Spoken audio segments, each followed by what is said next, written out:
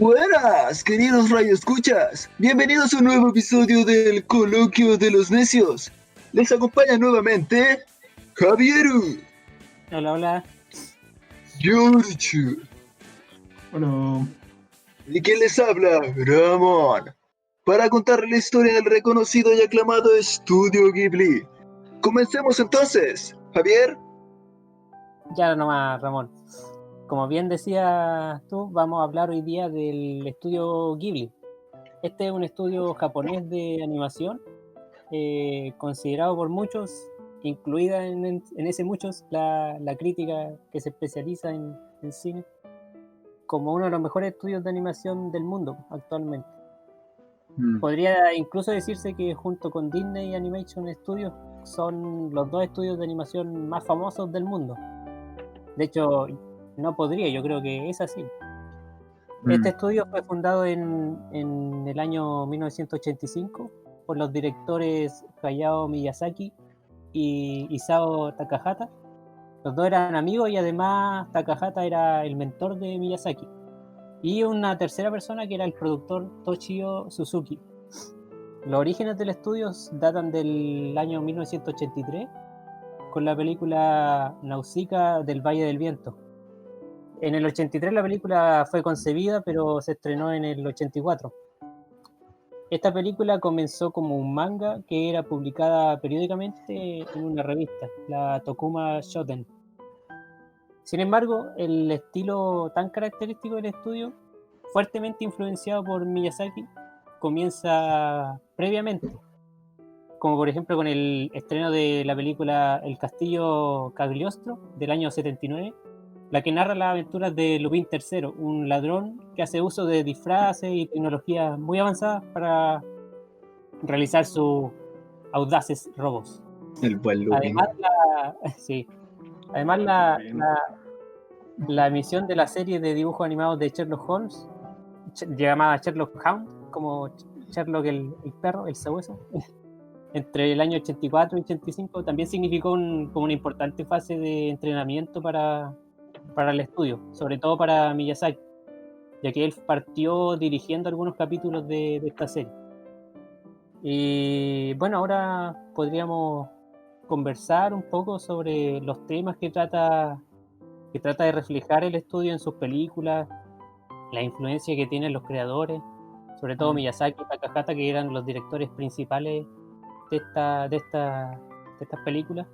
Entonces, no sé, pues a mí me gustaría partir como hablando un poco de qué les parece a ustedes las películas de manera general, cuáles son sus impresiones.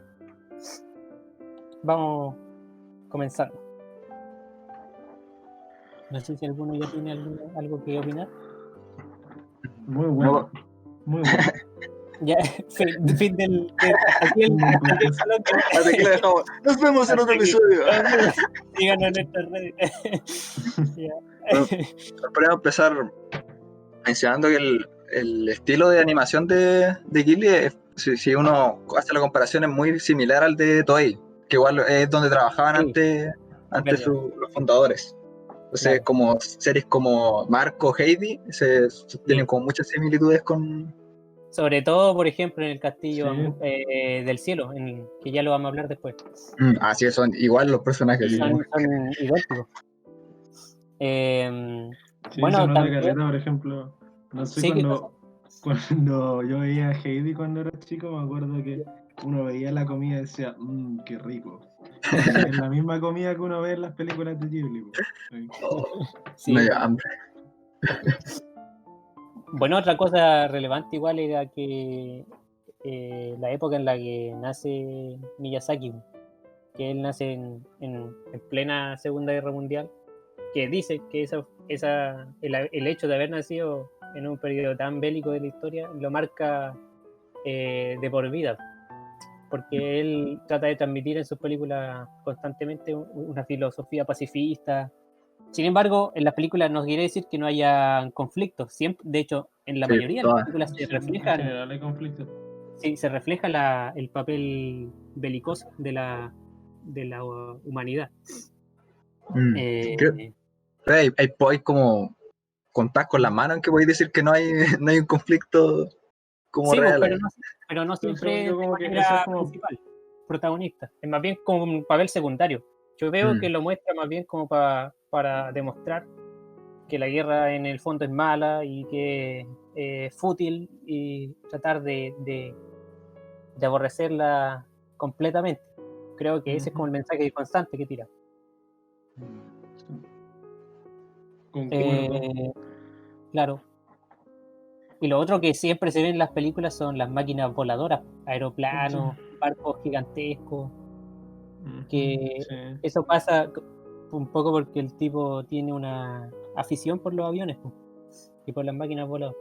A lo mejor también Sí, pues, se influenciado notan por hartas la... películas eso. De hecho, hay más de una película como dedicada mucho a ese tema, que ya Claro, vamos a ver un poquito más adelante. Sí, exacto. lo otro también, el otro tema como transversal a sus películas, bueno, dos en verdad, que es Ujú. como uno como la búsqueda como de la madurez, por así decirlo, de como siempre sus protagonistas son, en general son mujeres Sí, y eh, niñas o adolescentes, y ujú, generalmente como que las películas también forman como una especie de como camino a la adultez, por así decirlo, como de, claro, más que a la adultez, como de asumir responsabilidades y madurar, claro. como ver como problemas de la vida, por así decirlo, Ujú. y bueno, Te- su amor por la naturaleza. Claro.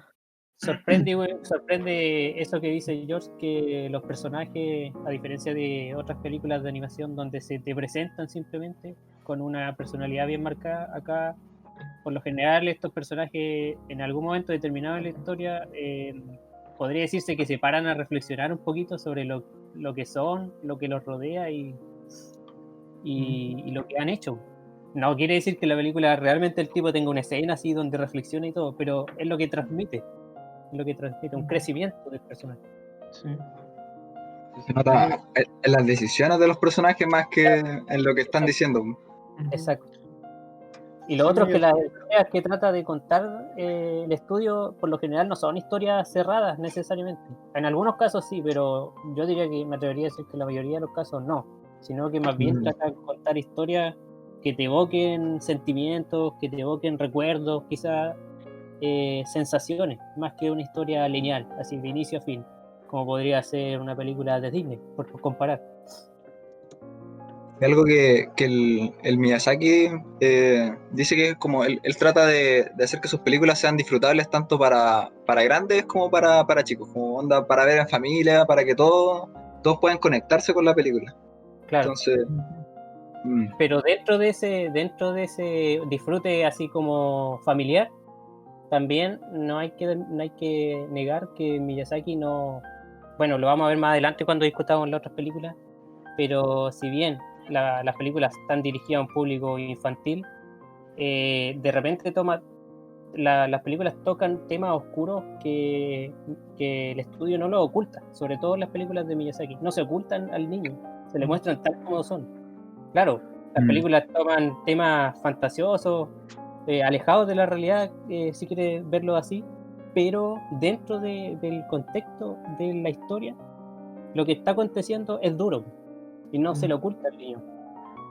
Igual, bueno, antes, porque vamos a seguir hablando de este genial director, Claro. yo creo mucho en sus películas, pero antes de pasar como a hablar de cada película en particular, Ujú. igual props también a Isao Takahata, que no se le reconoce tanto, no ha tenido películas tan Claro, exitosas como Miyazaki, pero creo que es un tipo capísimo, de partida es su mentor.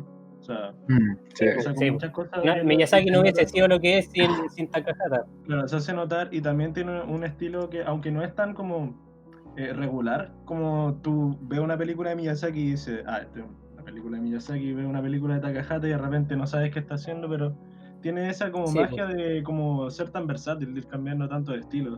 De repente te hace una claro, película que es como Recuerdos del Ayer, que es una película donde casi no pasa nada, que es básicamente como una persona recordando su vida.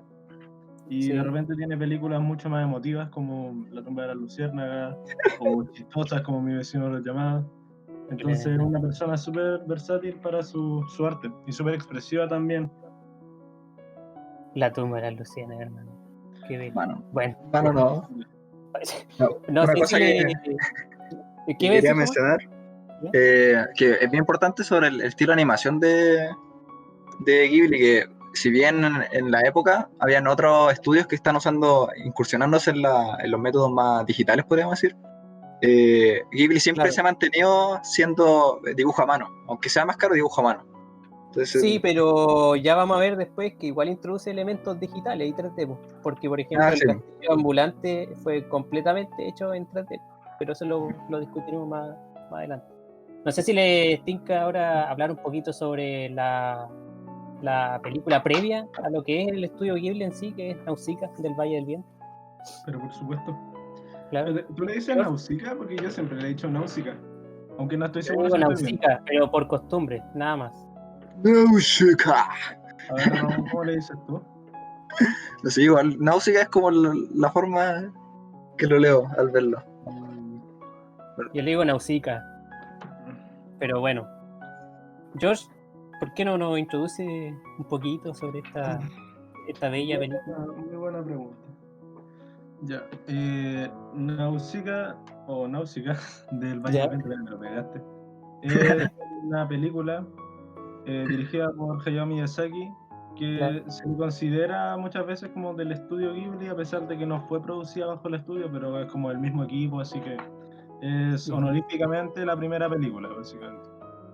claro. Em, la película trata acerca de nuestra protagonista Náusica, que vive en una aldea donde las cosas son propulsadas por el ¿En el viento. Valle del Viento? Claro. Claro, porque el viento forma una parte muy importante como del lugar. Y aquí se nos presenta una nación como foránea, un imperio poderoso, que llega a esta tierra con la intención de colonizar, con la intención de explorar la zona, como de reclamarla, y los conflictos que se generan al respecto. Se genera porque cómo afecta, o sea, cómo la naturaleza, por así decirlo, en forma de estos, la verdad es que no me acuerdo cómo se llaman, pero de estos monstruos, de estos bichos que hay, Claro. cómo Casi se toda la fauna reproducen. son insectos gigantescos. Claro, son unos insectos gigantescos muy bonitos. A ver, déjame buscar cómo se llamaban rápidamente. Por mientras sigo hablando, cómo se resisten a esta conquista y cómo Náusica también resiste como a este, no, bueno, no una invasión, pero como a que quiten, a que se intrometan en un lugar que tiene tanta importancia para ella. Claro. Se me había olvidado mencionar un detalle súper importante, que esto es como una especie de mundo post-apocalíptico. Hay Ujú, como zonas que son como contaminadas y todo eso. claro. Todo tiene presencia más de insectos y de organismos fungoides y cosas así. Ujú. Pero claro, en la película yo recuerdo que se refleja muy fuertemente el tema de la ecología po, y la preocupación que tiene sobre todo Miyazaki, que lo va a ir repitiendo constantemente en el resto de sus películas, el respeto por la naturaleza y tratar de vivir de manera equilibrada con ella, Ujú. que en la Ya trama me acuerdo, de ya hecho aquí se busqué desarrolla cómo bastante. se llamaban Om, los bichitos estos. Precios de Muy bichos, porque haría uno para mi casa. Es como un cenobita muy grande. Y lo otro de que recordar de esta película es que nace primero como un manga. Lo iban publicando, como lo dijimos en la introducción, lo iban publicando en una revista y la película la hacen con el material que se tenía publicado hasta ese entonces, que no era mucho, porque de hecho el manga es larguísimo y la película solo abarca los primeros capítulos. Por eso quizás a algunos les pueda parecer, si la han visto, que la historia acaba, pero podría seguir desarrollándose. Y eso es completamente natural, porque la historia realmente sí continúa, pero en el manga. Ujú. Sí, igual bueno, a mí personalmente el clímax de Náusica me parece precioso. Esa Ujú. escena con todos los Om como corriendo así por el mar y como viendo cómo queda la cagada así. Claro, Em, la, tra- la película en sí es bastante buena, pero ¿no te parece que se nota igual en el estilo, ya analizándola más como película de animación, más de lo que trata, de que todavía Miyazaki no alcanza a desarrollar su estilo característico?